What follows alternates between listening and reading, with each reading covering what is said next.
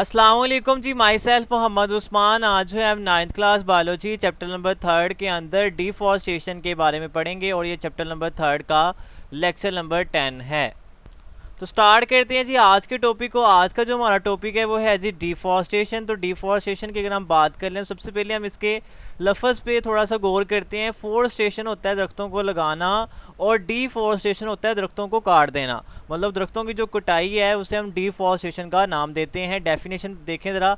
Cutting down tree for the conversion of a forest to non forest land is called deforestation. Forest land वो वाली ज़मीन होती है जहाँ पे जो है वो दरख्त होते हैं, नॉन फॉरेस्ट लैंड वो होती है जहाँ पे ज़मीन नहीं होते। तो डिफॉरेस्टेशन से मुराद क्या है कि दरख्तों को काट के फॉरेस्ट लैंड को, दरख्त वाली जो है ज़मीन को जो है वो नॉन फॉरेस्ट लैंड में जो है कन्वर्ट करना है, ऐसी ज़मीन में कन्वर्ट कर देना जहाँ पे जो है वो कोई भी फॉरेस्ट, कोई भी जंगलात जो है वो नहीं होंगे। तो जंगलात की कटाई को जो हम डिफॉरेस्टेशन कहते हैं। इससे जो है वो जो जंगलात वाली ज़मीन होती है वो गैर जंगलात वाली ज़मीन में जो है वो कन्वर्ट हो जाती है। तो cutting down tree for the conversion of forest to non-forest land is called deforestation. It causes degradation of environment with reduced biodiversity. अब डिफॉरेस्टेशन से हमारे माहौल का जो क्या होता है, हमारा माहौल जो है वो डिग्रेड हो जाता है, तबाह हो जाता है। तो उससे क्या होता है कि हमारे माहौल के अंदर, जंगलात के अंदर जो है वो डिफॉरेस्टेशन की वजह से जो है वो बायोडाइवर्सिटी कम हो जाती है। अगर हम दरख्त काट देंगे तो दो दरख्तों के ऊपर जो है बहुत से एनिमल जो है वो अपने घर बना के रहते हैं, ठीक है, उनका हैबिटेट होता है फॉरेस्ट वगैरह, ठीक है। तो अगर हम फॉरेस्ट को काट देंगे तो वहाँ से उनके जो है वो घर वगैरह जो है वो ख़त्म हो जाएंगे। तो इस वजह से जो है वहाँ की बायोडाइवर्सिटी जो है वो, वहाँ की वैरायटी क्या हो जाएगी, कम हो जाएगी। Man is destroying forest to produce cash through fruits, tobacco, paper, rubber and cloth. जो इंसान है वो दरख्तों को इसलिए काटता है ताकि वो पैसा कमा सके, ठीक है। वो पैसे कमाने के लिए, ठीक है, कैश कमाने के लिए जो है दरख्तों को काटता है। वहाँ पे फ्रूट्स ग्रो करवाता है, वहाँ पे टबैको के प्लांट जो है वो ग्रो करवा देता है, पेपर बनाने के लिए लकड़ी जो है वो काट देता है, रबर हासिल करने के लिए, ठीक है, क्लॉथ बनाने के लिए। तो मैन का जो, इंसान का सबसे बड़ा मसला है कि वो क्यों फॉरेस्ट को, क्यों जंगलात को तबाह कर रहा है। वो पैसा कमाने के लिए जो है वो जंगलात को तबाह कर रहा है। नेक्स्ट है काजेज ऑफ डिफॉरेस्टेशन के। डिफॉरेस्टेशन की बड़ी वजूहात कौन सी है? तो दो बड़ी वजूहात है डिफॉरेस्टेशन की। सबसे पहली जो वजूहात है वो है अर्बन डेवलपमेंट, कि हमने जो है वहाँ पे जंगलात को काट के सिटीज़ बनाने होते हैं, अर्बन बनाने होते हैं, शहर बनाना है। तो जहाँ पे शहर बनना है वहाँ पे जंगलात को काटना पड़ेगा। तो जंगलात की कटाई की पहली वजह ये है कि वहाँ पे शहर बनाने के लिए जंगलात को काट दिया जाता है। दूसरा है कल्टीवेशन, जंगलात को काट के वहाँ पे फसलों को ग्रो करवाना, क्रॉप्स को जो है वो ग्रो करवाना क्या कहलाता है? कल्टीवेशन कहलाता है। तो अर्बन डेवलपमेंट के लिए और कल्टीवेशन के लिए जो है वो दरख्तों को काटा जा रहा है। नेक्स्ट देखते हैं। तो नेक्स्ट हमारे पास है जी इफेक्ट ऑफ डिफॉरेस्टेशन के। जो डिफॉरेस्टेशन है, जो जंगलात की कटाई है, उसके बुरे असरात कौन कौन से हैं? तो सबसे पहले तो डिग्रेडेशन ऑफ इन्वायरमेंट है कि माहौल जो है वो डिग्रेड हो जाएगा, टूट फूट का शिकार हो जाएगा, तबाह हो जाएगा, ठीक है।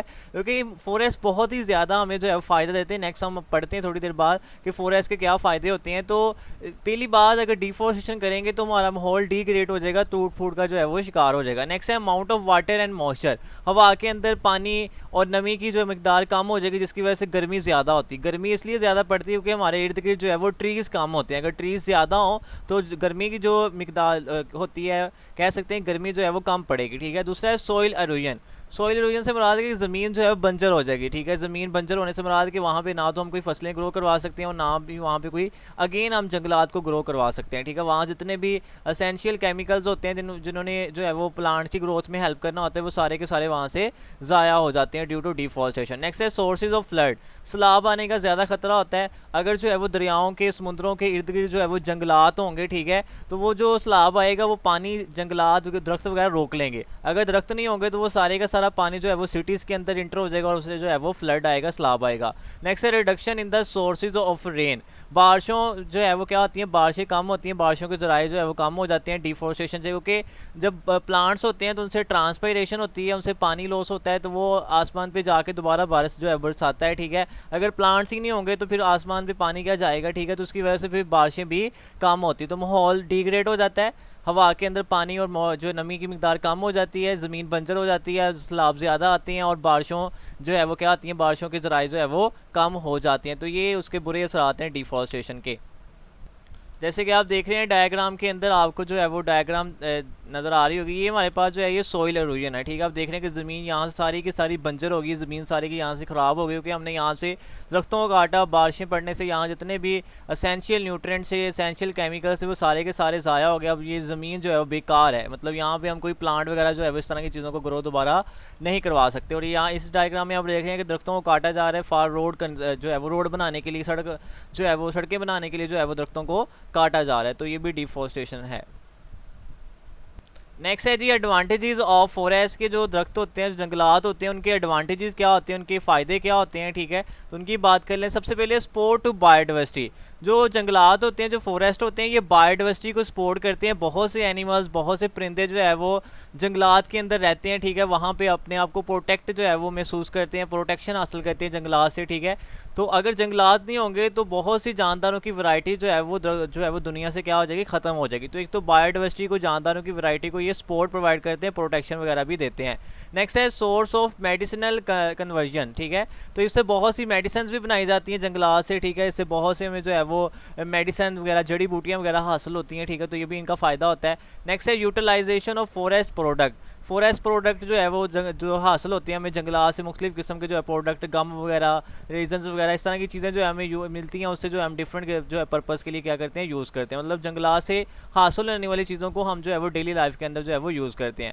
अगर हम मेडिसिनल कंजर्वेशन की बात करें तो हमने जो है वो चैप्टर 2 के अंदर पढ़ा हुआ है कि वो क्यूना सनक्यूना जो है दरख्तों की बार्क होती है, जो कि मलेरिया के इलाज के लिए इस्तेमाल होती है, तो भी इसमें आप जो है वो लिख सकते हैं। नेक्स्ट है sources of timber. Sources of timber, timber जो है वो सबसे बेहतरीन लकड़ी होती है, ठीक है, जिसे हम फर्नीचर बनाने के लिए, इमारतें बनाने के लिए जो है वो यूज़ करते हैं। तो उसे जो है वो टिम्बर कहते हैं। तो टिम्बर कहाँ से आनी है, फॉरेस्ट से आनी है। अगर फॉरेस्ट नहीं होगे तो हम टिम्बर कहाँ से हासिल करेंगे। नेक्स्ट है कंट्रीब्यूशन टू बायोस्फीयर स्टेबिलिटी। इससे हमारा जो बायोस्फीयर होता है, जहाँ पे लिविंग ऑर्गेनिज्म ने रहना होता है, वो स्टेबल रहता है। जैसे कि इंसान को जो है वो सांस लेने के लिए जो है वो ऑक्सीजन चाहिए, तो प्लांट और फॉरेस्ट जो होते हैं वो क्या रिलीज़ करते हैं, ऑक्सीजन रिलीज़ करते हैं। तो अगर हमारे इर्द गिर्द फॉरेस्ट, जंगलात होंगे, ठीक है, दरख्त लगे होंगे, तो हमें सांस लेने में जो है वो क्या होगी, आसानी होगी। नेक्स्ट है सोर्स ऑफ ब्यूटी। और दूसरा सबसे बड़ी जो है फॉरेस्ट का क्या होता है, ये ब्यूटी का सोर्स होता है। आप देख रहे हैं कि रोड्स के ऊपर मुख्तलिफ़ किस्म के प्लांट, मुख्तलिफ़ किस्म के जो है वो ट्रीज़ वगैरह लगाए हुए हैं, ठीक है, जो कि एज ए जो है वो खूबसूरती के लिए हम लगाते हैं। तो ये सोर्स ऑफ ब्यूटी भी होते हैं। नेक्स्ट है जी लास्ट पे drawback of conversion of forest to agriculture land, ठीक है। कि अगर हम जो है वो फॉरेस्ट लैंड को जो है वो एग्रीकल्चर लैंड में कन्वर्ट कर देते हैं तो उसका क्या नुकसान होगा। Drawback of conversion of forest to agriculture land. पहले हमने रीज़न पढ़ी थी कि अर्बन डेवलपमेंट, सिटीज़ बनाने के लिए दरख्तों को काटा है, तो दूसरा कल्टीवेशन के लिए, वहाँ पे फसलें ग्रो करवाने के लिए जो है वो क्या किया जाता है, दरख्तों को काटा जाता है। तो उसका नुकसान क्या होता है, loss of long term income. हम जो है वो थोड़े अरसे के लिए एग्रीकल्चर को वहाँ पे ग्रो करवा लेंगे, ठीक है, लेकिन हमें ज़्यादा देर तक वहाँ पे हम फसलों को ग्रो करवा नहीं सकते, क्योंकि आहिस्ता आहिस्ता वहाँ से जितने भी केमिकल्स होंगे वहाँ से वो ज़ाया हो जाएंगे। तो फिर हमें लॉन्ग टर्म इनकम जो है वो पैसे वगैरह ज़्यादा देर तक नहीं आएंगे, चंद सालों तक हम पैसे कमाएंगे, उसके बाद हमारा नुकसान होना वहाँ से स्टार्ट हो जाएगा। नेक्स्ट है थ्रेट टू बायोडाइवर्सिटी। और बायोडाइवर्सिटी को इससे बहुत ज़्यादा खतरा जो है वो लाहिक होता है, ठीक है, क्योंकि जब फॉरेस्ट नहीं होंगे तो वहाँ पर जो रहने वाले जानदार होंगे उनके लिए रहना जो है मुश्किल हो जाएगा, ठीक है। तो उस वजह से जो है बायोडाइवर्सिटी को इससे जो है वो नुकसान होता है, ख़तरा होता है। तो उम्मीद है जी आज का लेक्चर आपको समझ आ गया होगा। फिर भी कोई मसला मसाइल अगर आ रहा है तो आप मैसेज करके जो है वो आंसर पूछ सकते हैं।